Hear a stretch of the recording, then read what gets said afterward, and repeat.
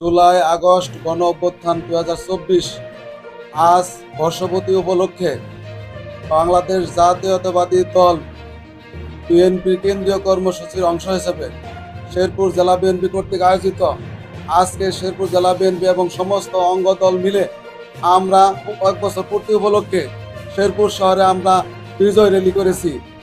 আপনারা জানেন, বিগত ফ্যাসিস্ট হাসিনা সরকার আমলে বাংলাদেশে কোনো মৌলিক অধিকার ছিল না, কথা বলার অধিকার ছিল না, বাক স্বাধীনতা ছিল না।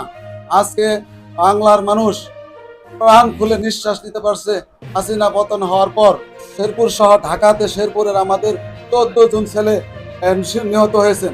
আজকে আমাদের সেই শহীদদের আমি বিদেহী আত্মার মাগফিরাত কামনা করছি এবং আমরা জাতীয়তাবাদী দল শহীদ পরিবারের সঙ্গে সবসময় আছে এবং কি থাকবে।